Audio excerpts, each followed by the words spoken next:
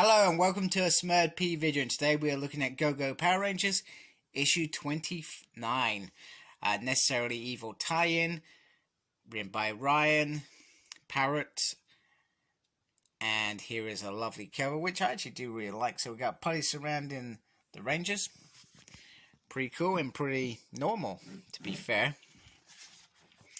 And then beneath the cover we got Ryan and Cena working together, illustrations by Francesco, colors by Raul and Eleonora, and letters by the talented Ed and all the other talented team that have done lots of covers and stuff.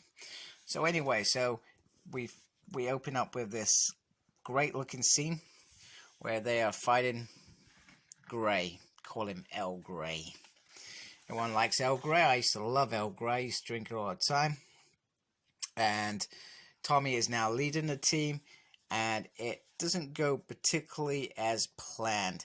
Now, El Grey has a friend, the gunmetal cat, who comes flying in, knocks Tommy off his thing, and basically Tommy jumps in to the rescue and is paralyzed. And then Jason kind of almost takes over and says, change of tactics.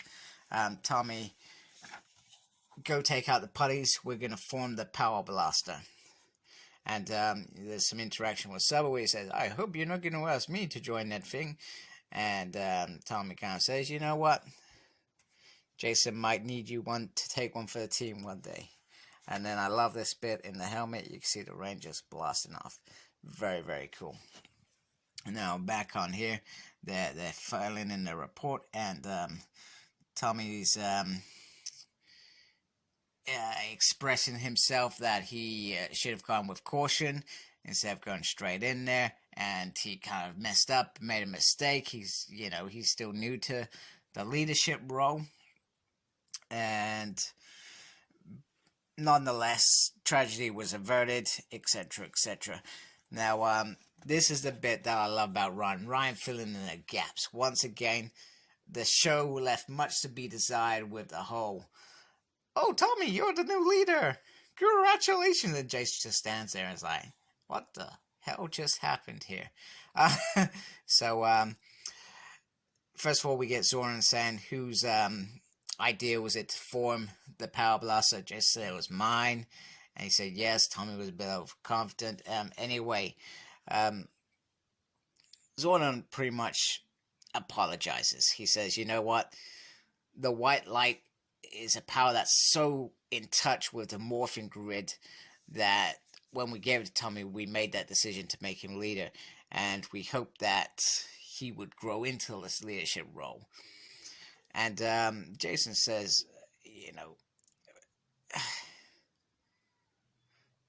Zoran worries that maybe he's going to put his team at risk, perhaps, and maybe, he's borderline saying, did I make the right call? Anyway, Jason kind of comes in there and says, you know what, he's a lot further along than I was when I started, and he's got it quite well.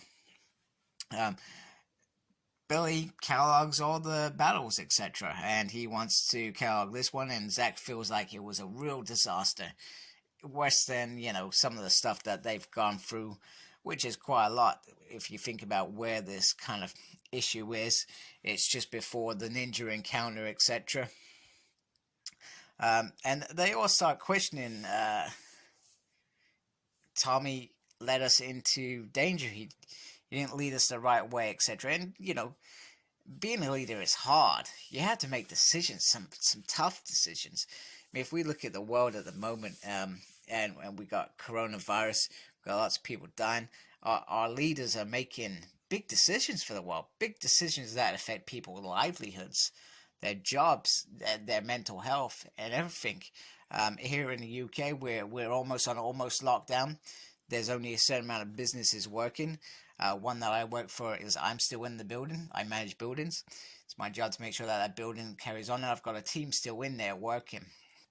So that's my responsibility. So being a leader and fighting off demons as well it's a big step to go from following the leader to I've got to make the decisions. Not all those decisions are going to be right. So, it's an interesting time. And also, Zach and Trina are dealing with the embassy and things changing there as well. So there's a lot going on. Billy felt that this monster was a bit average and is said kind of losing the plot. So Billy knows Sank's up, and he's right, Sank is up. So El Grey and Kettle Pot were to distract. So Squat and Bamboo were tasked to get in this. It kind of looks like a crystal. And they were quite pleased about it, although Zed puts them back in their place. And literally, the goal was to find out about Promethea. So, which is really cool and really interesting because it's pretty much built at this point. I mean, we've seen it in action in the other dimension. It's fully functional. So, for us to go through season 3 of MMPR, Zeo, Turbo, in space, and then get to Lost Galaxy, that's a long way away. So, you can see that perhaps Zed is going to do some damage to this machine, to what becomes Terra Venture, which is absolutely fantastic, and I love it. And we might find that Grace is a victim during this whole thing. So anyway, there is a room in here that Zed wants to find out about, and he tells Finster with that. Meanwhile, back on Earth, it's been a long time since we've seen some earthly angst in Go-Go, in particular. And we are back to seeing Jason with his dad, who's ill. And Jason's going on a trip, apparently. And his dad says, I won't call you, even if it's life or death. It's a bit doom and gloom, really. Meanwhile, these guys are chatting, and what comes up is the peace conference, the first mention of the peace conference. So you can see how Ryan is perhaps starting to tie things up. And at this point in time, Zach, Jason, and Trina have no interest in it. However, I suspect that's going to change very, very soon. And I'm just loving how this is unfolding, really.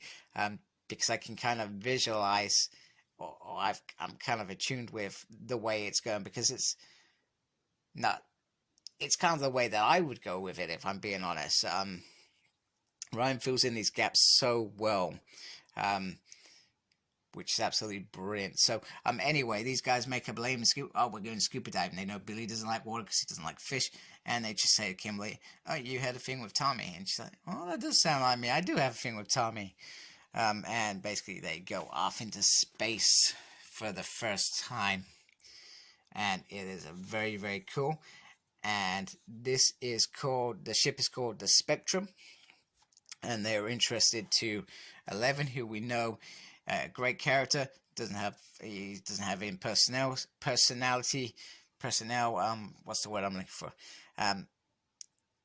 Skills where you can talk to people. He's not very good at that, which is normal. So anyway, they are traveling at a stupid speed, and they're adorable for thinking about, hey, time and space, and how do we get there if that's all the way there?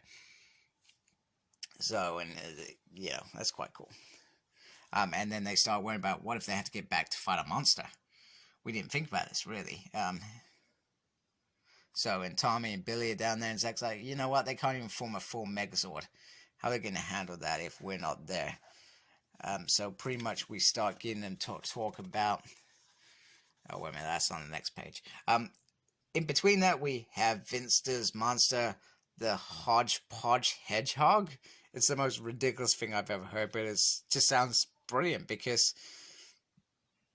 we've had El Grey and Kettle Pot and whatever thing in this issue, so why not? Why not have that?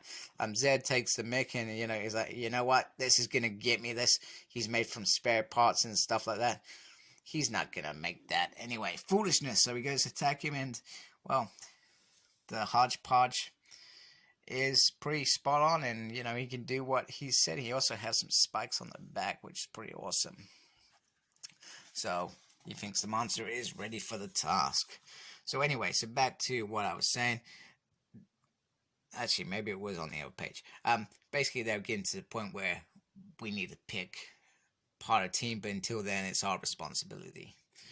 So they have arrived at the first planet, and this kind of steps into one of the visions from earlier down the line, and I thought when I read it, I thought that that was in the later Mighty Morphin Power Rangers when he is the Omega Ranger, but clearly not, because they land on the Earth. There is a whole little army of them, and as you can imagine, what is that army? They are of their friend, and I cannot even remember her name again. Oh, it's gonna bug me now. I'm really sorry, guys, but she's been a big part of this Necessarily Evil series all the way through, and it's good to see her. And clearly, this is the battle that Jason remembers on the moon. So it's pretty damn awesome, and I'm loving how this is heading towards wrap up zone. So first of all, I need to apologize because I've had this for about a month, and I don't know why I've not reviewed it. I've just had lots of other things on, lots of work stuff, so lots of other stuff. But today I saw issue 30's coming out. I thought, oh damn, I should probably review this. It's probably almost 2 months old. This comic now, so I thought I'd get that. But you know, we got issue 30, then we got 31, and then 32 is where it ends. So 3 more issues. It's all wrapping up nicely. I'm loving how it's going, and once again, I'll be sad when this ends. So thank you for watching. Like, comment, subscribe. Follow me on Facebook. My page is SmurredP. Follow me on Twitter at SmurredP. No idea what I'm doing, but I'm there. Tweeting and stuff, I think. And embrace geekiness. Goodbye.